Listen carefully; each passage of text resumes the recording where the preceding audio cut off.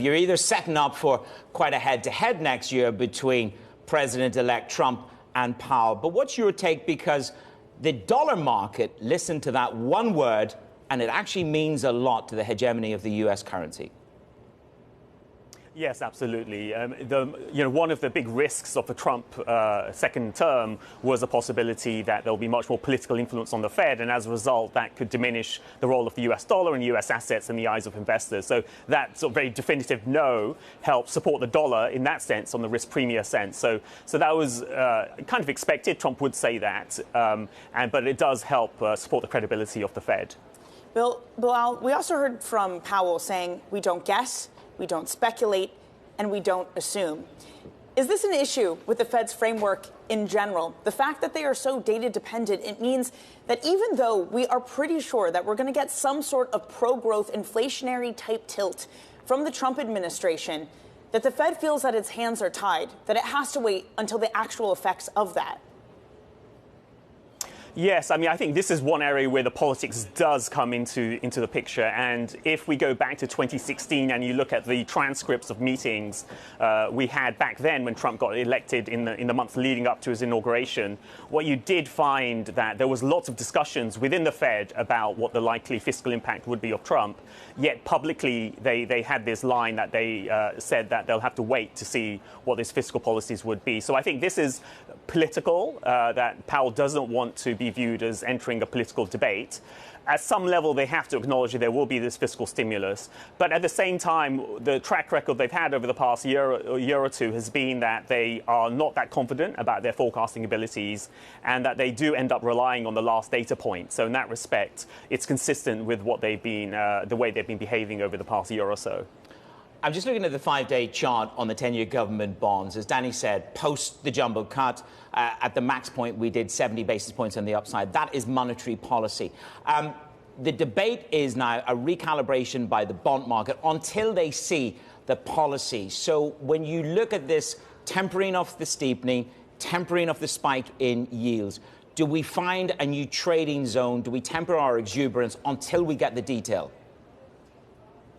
I think this week has been obviously a very wild week. Most market participants, most of our clients who are amongst the top investors in the world, were positioned for a Trump victory. And so in that sense, they have prepared for higher yields and so on.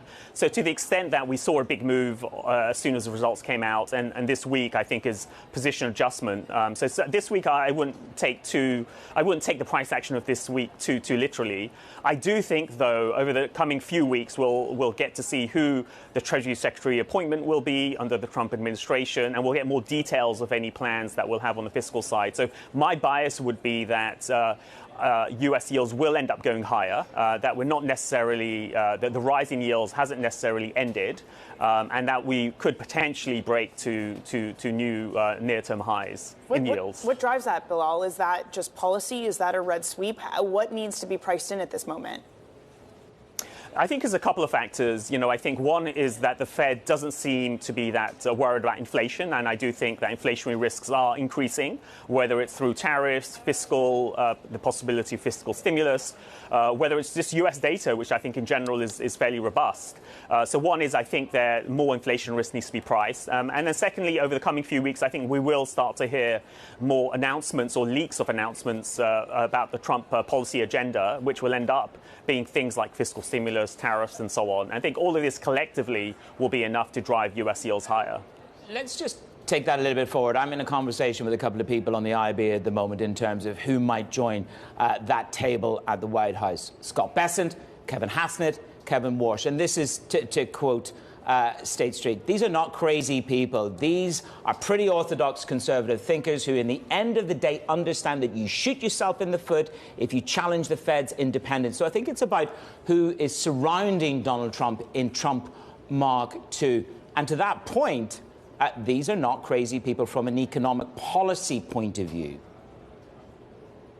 Absolutely, that's correct. And if we were to get one of these names, I think what we'll end up seeing, the The moderation, I think, would be more on the tariff side. On the fiscal side, I think we still will get a net stimulus, because when Trump came in 2016, there was a net stimulus. When Biden came in, there was a net stimulus. Whenever a president comes in and they have control of Congress, they end up implementing some kind of stimulus. And you have to remember, the unemployment rate has been increasing over the past year, so there is somewhat of an output gap, you could say.